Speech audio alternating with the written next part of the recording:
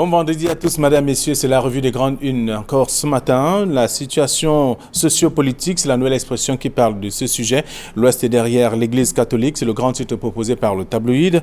Le journal explique que la dernière sortie des gardiens de la tradition bamileke rejoint presque entièrement les termes du communiqué de Monseigneur Abraham Komé, évêque donc de Bafan et président de la conférence épiscopale du Cameroun. C'est à lire en page 3 du journal, qui parle également de couverture santé. Un médecin dénonce le bluff, c'est en page 6 et en page 8 et 9 ce matin. Va pas le vaccin anti-Covid, les Africains hésitent. Et là, une enquête menée donc dans plusieurs pays montre que le désir des populations de se prémunir de cette maladie se heurte à une résistance. C'est ce qu'on découvre en page 4 du journal ce matin, qui parle également de sécurité des enfants. L'appel du prophète Indé à lire dans le journal ce matin en page 5. On parle également de l'excellence scientifique et d'autres faits dans le journal La Nouvelle Expression. Le quotidien Le Jour de ce matin parle de l'Assemblée nationale, les curiosités de la loi de finances 2021, évaluée à 2021 à 4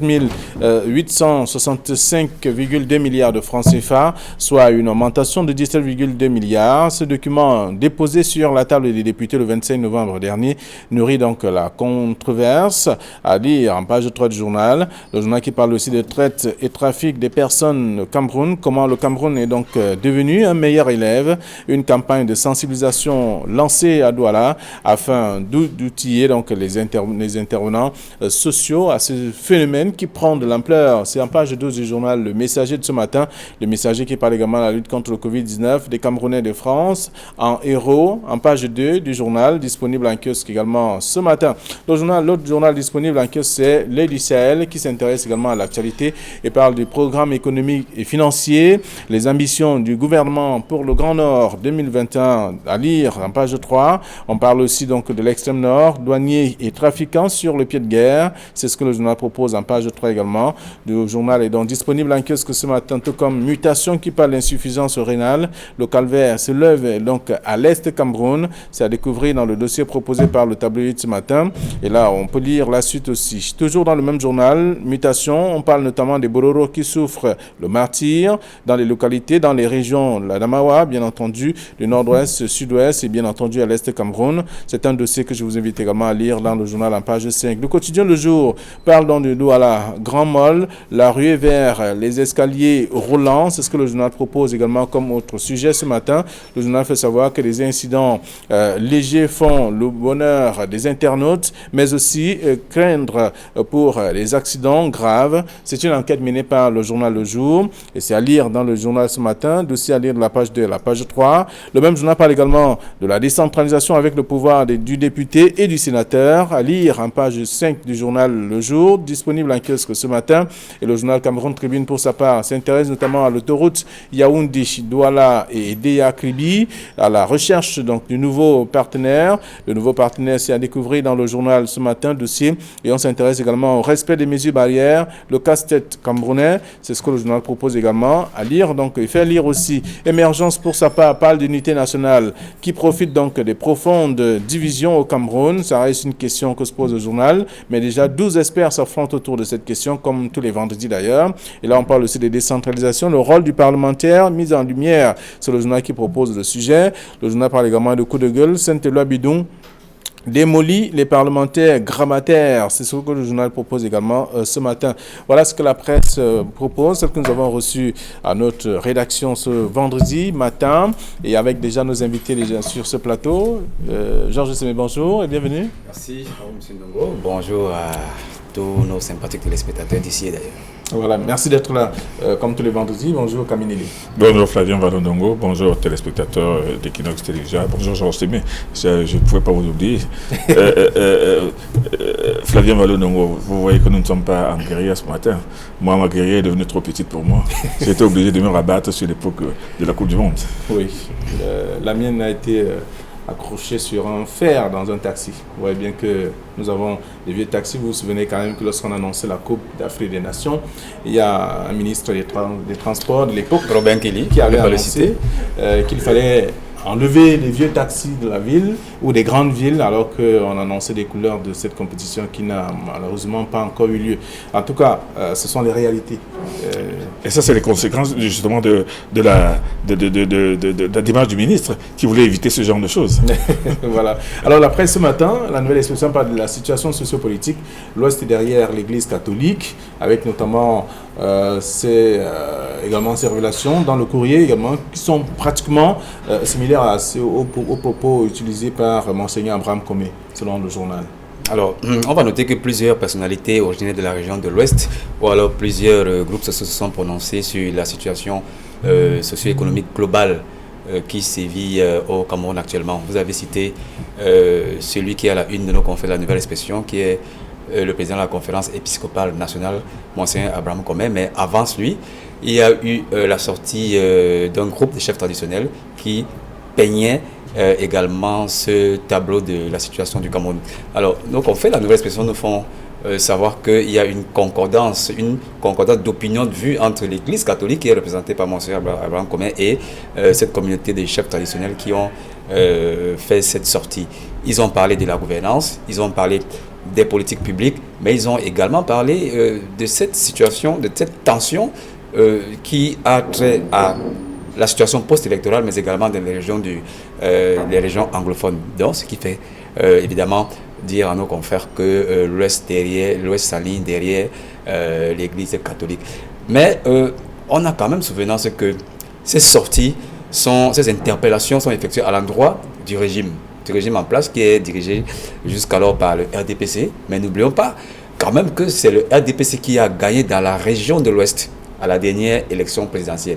Le président de la République, M. Biya, était en tête à la région de l'Ouest. Donc, il y a donc cette petite dichotomie, cette confusion entre l'Ouest qui s'aligne derrière l'Église catholique et les chefferies traditionnelles et les résultats qu'on a vus lors de l'élection présidentielle. Donc, moi, je pense que c'est quand même un titre qui mérite qu'on s'attarde là-dessus. Ça dénote quand même de la position qu'ont la plupart de nos groupes de pression ou alors des organisations socio-professionnelles et même coutumières sur la situation du Cameroun. Et on voit de plus en plus ces groupes de pression sortir.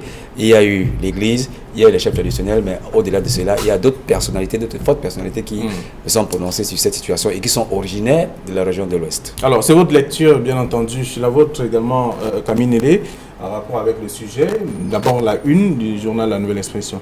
Ben, la une, je vois un grand titre en couleur rouge sang. L'Ouest derrière l'Église catholique.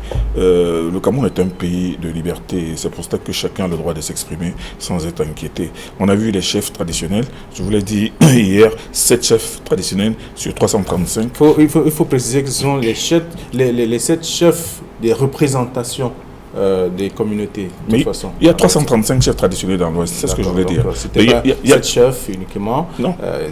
C'est les représentants. Oui, mais est-ce que c'est 7 chefs? Il fallait faire la précision. Est-ce que c'est 7 chefs? Il y a eu des réactions à la suite de ça. Non, je voulais dire, est-ce que ces 7 chefs représentent les 335 autres chefs?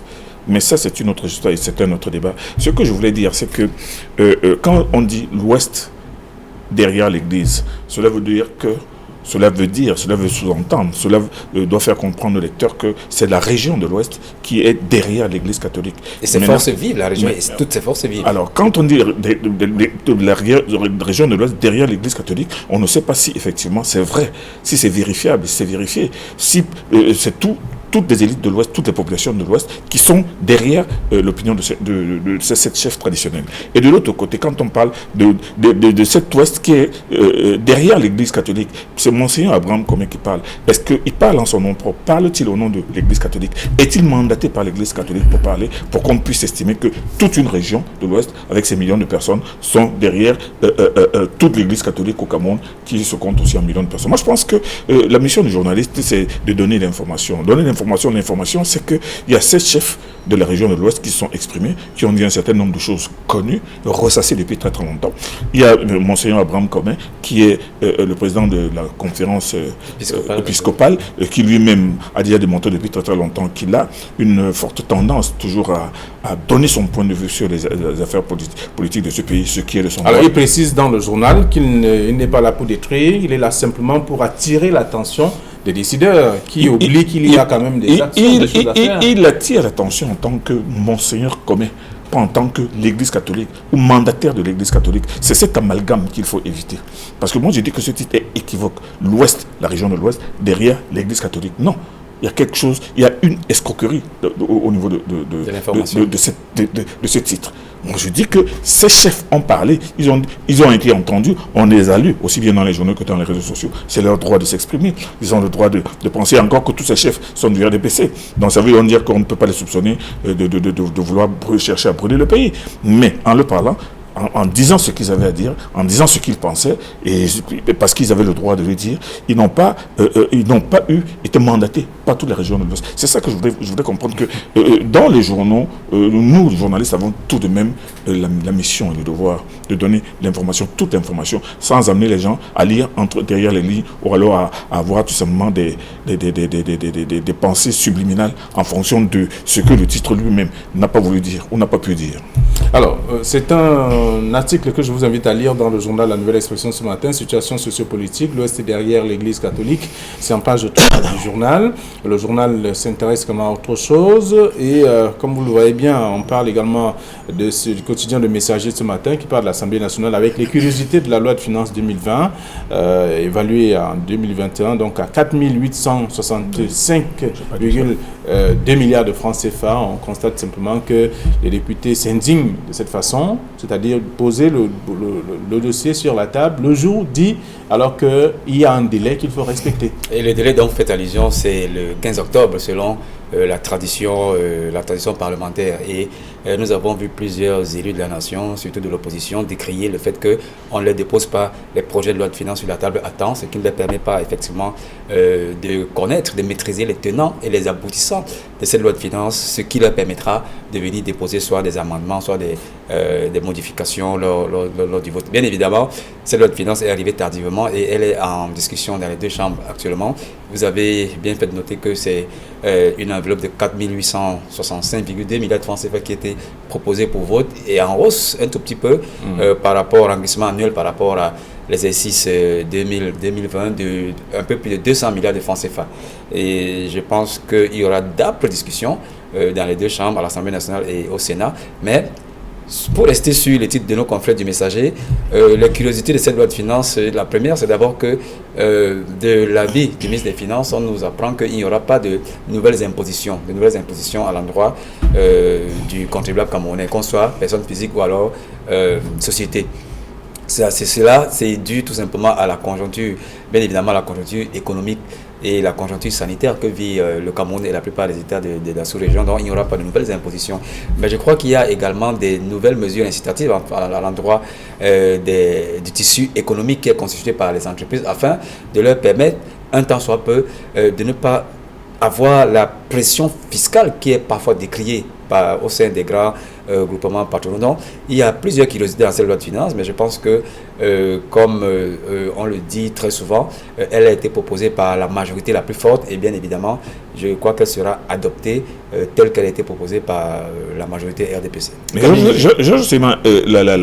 la plus grande curiosité, et vous l'avez évoqué à l'entame de votre propos, c'est cette façon de mettre les députés devant le fait accompli d'une loi de finances qui n'aura pas été proposée d'avance. C'est une très très vieille habitude que les députés ont décrit depuis de longues années, mais on ne comprend pas que jusqu'à présent, on ne change pas cela, on ne met pas le député en position de dire, d'examiner et peut-être même d'apporter des amendements à la loi qui va être discutée, mais on la lui donne pour qu'il applaudisse tout simplement. Moi, je pense qu'il y a quelque chose à faire de sérieux à ce niveau-là. Et on dira tout ce qu'on voudra. On ne dira pas on pourra pas dire que les nouveaux députés ou la nouvelle cuvée, la dernière cuvée des députés, parmi laquelle, au milieu de laquelle on trouve des personnes assez éclairées, d'anciens technocrates, d'anciens hauts cadres de l'administration et tout ça, ne savent pas lire une loi de finances. Donc moi, alors, quelqu'un estime que c'est fait exprès pour brouiller les pistes. Bien entendu.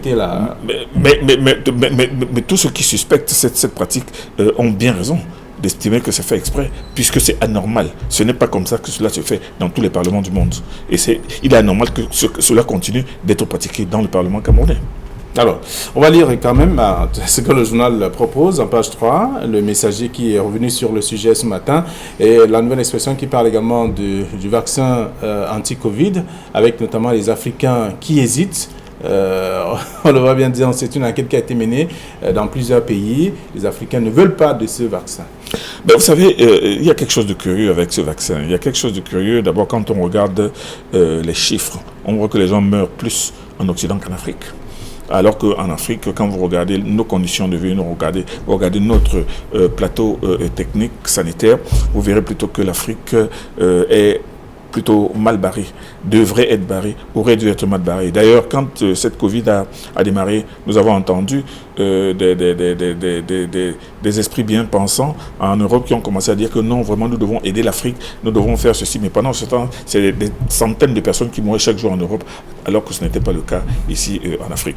Or, il y a quelque chose de curieux. Comment veut-on penser continuer toujours à venir inoculer ce vaccin à l'Afrique, alors qu'ils n'ont pas fini de guérir ou de traiter les personnes qui sont en train de continuer de mourir du Covid, aussi bien en Europe qu'aux États-Unis. C'est vraiment un comportement curieux. Et c'est pour ça que, évidemment, les réseaux sociaux s'en sont mêlés. Il y a des médecins ou des pseudo-médecins ou des scientifiques qui ont balancé toutes sortes de théories selon lesquelles ce vaccin, il ne faut pas l'accepter.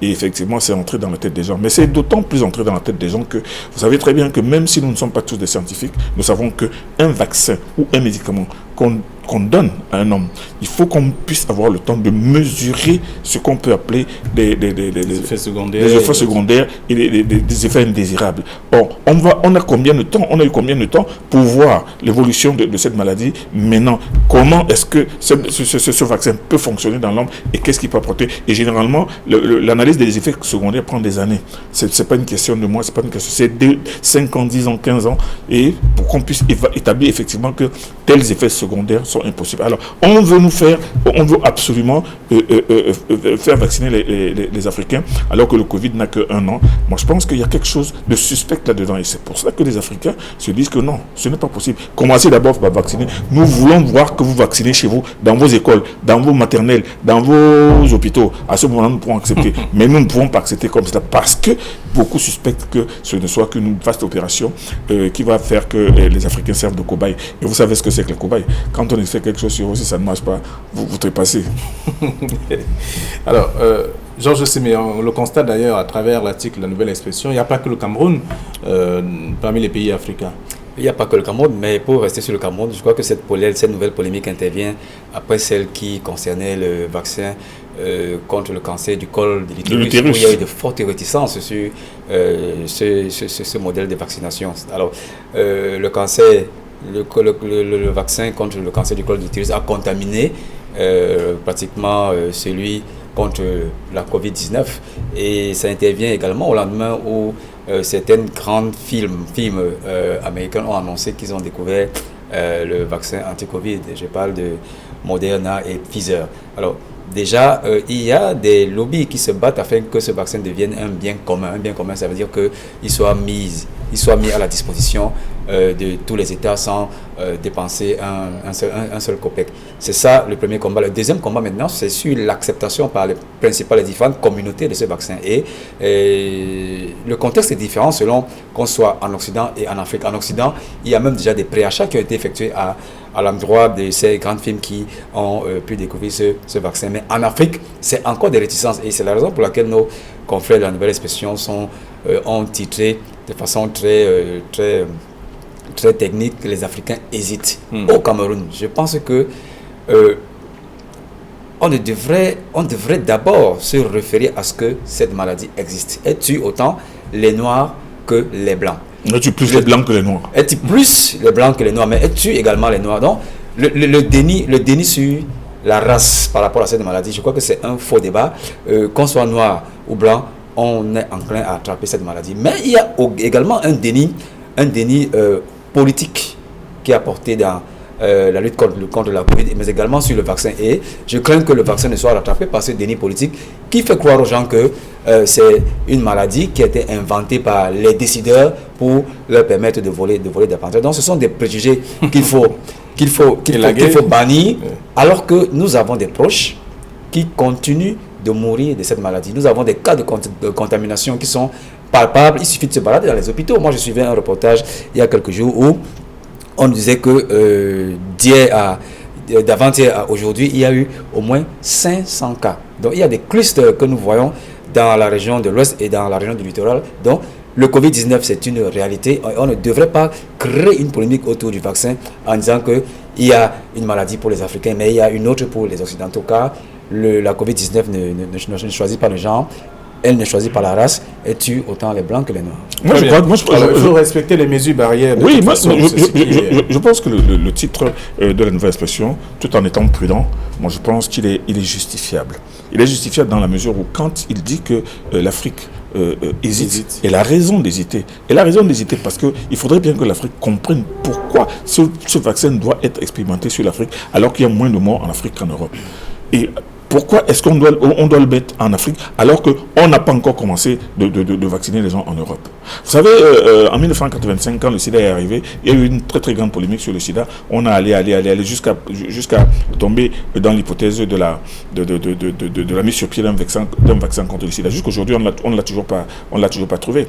Mais seulement quand ceux qui sont techniquement informés regardent maintenant les personnes qui sont derrière effectivement ce vaccin, on verra par exemple que l'un des plus grands financiers c'est Bill Gates. Et Bill Gates qui part des softwares jusqu'au vaccin, on sait très bien que c'est une affaire de gros sous. Donc les Africains, en hésitant, ils voient très bien que c'est trop gros pour être vrai. Vous comprenez? C'est trop gros pour être vrai. C'est pour ça que moi je pense qu'ils tiennent à voir, ils ont raison, ils tiennent à voir d'abord les effets secondaires que cela peut créer en Europe et aux États-Unis où les gens meurent par fournées tous les jours plutôt qu'en Afrique. C'est vrai que l'épidémie a tendance, comme le dit Georges Sémé, à revenir parce que les gens on comprend bien que tout cela émane de la mauvaise communication. Il faut une bonne communication autour de ce qu'on voudrait faire. Non, je crois que les décideurs politiques, M. Ndongo, les décideurs politiques et leurs relais sanitaires ont suffisamment communiqué sur les mesures barrières. Et sur les mesures barrières. On continue à le faire. Tout à fait. Mais seulement, je crois qu'il y a une mentalité camerounaise sur l'appréhension du discours du politique. Ce qui dénote de l'actuelle rupture entre le politique et la base. Et cela est malheureusement induit dans la lutte contre la Covid-19. Les Camerounais ne croient plus au discours du politique qui dit qu'il faut se prémunir de la maladie en respectant les mesures barrières. Et on observe que royalement, des millions et des millions de Camerounais ne respectent pas du tout le port du masque ou alors ne se rincent même pas les mains. C'est pour ça qu'il y a donc ce développement des clusters au sein des établissements scolaires ou alors dans des espaces où il y a de fortes fréquentations. Alors, on parle également dans Cameroun Tribune ce matin de l'autoroute Yaoundé-Douala et aidé à Kribi à la recherche de nouveaux partenaires. Le projet lancé il y a plusieurs années aujourd'hui qui ne prend pas encore corps et on va comprendre pourquoi. Et le journal aujourd'hui rappelle tout cela et le Premier ministre l'a rappelé également, a instruit que tout cela soit mis en marche dans un délai très proche et surtout qu'il est question de voir un autre visage du Cameroun en 2021. Oui, il y a 2 jours de cela, le Premier ministre a présenté le programme économique, financier et social et culturel du Cameroun en relation avec la loi de finances de l'exercice 2021. Et hier, il a tenu un conseil de cabinet sur lequel il est revenu bien évidemment sur le sujet dont vous faites allusion, les infrastructures routières, le cas de l'autoroute Douala-Yaoundé et la route aidée à Kribi.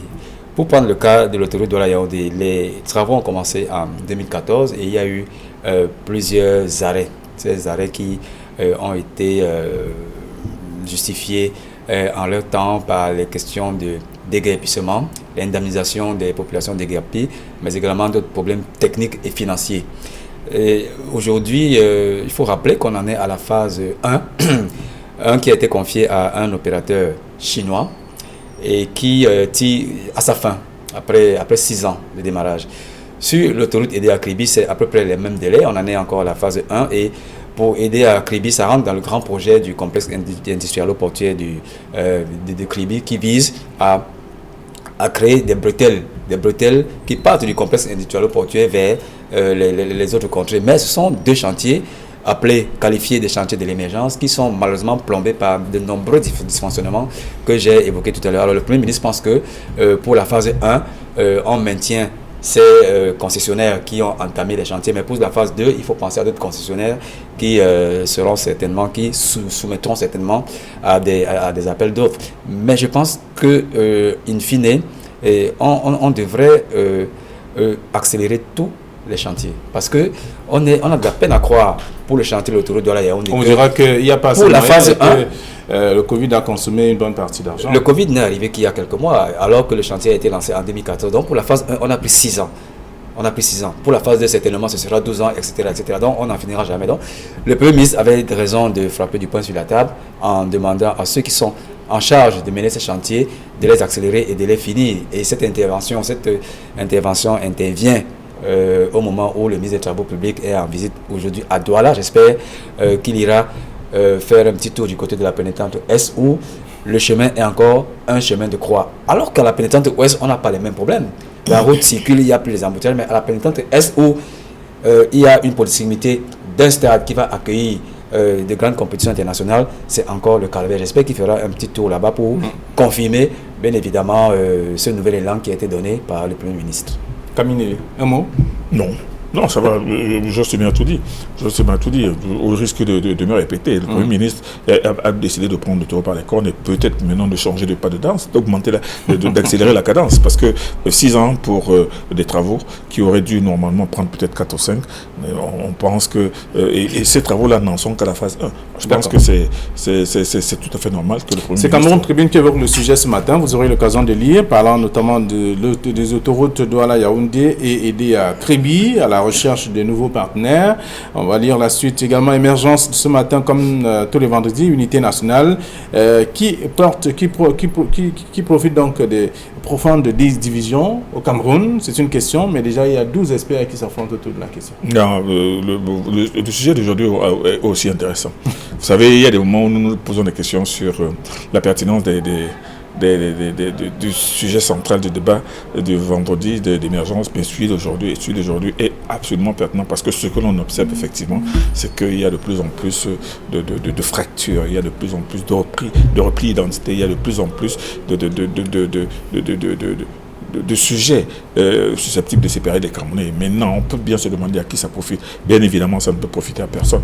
Ça ne pourra que larder le Cameroun, ça ne pourra que détruire le Cameroun. Mais maintenant, ceux qui sont justement maintenant à l'origine de tous ces sujets de fracture et de séparation et de repli, que recherche-t-il?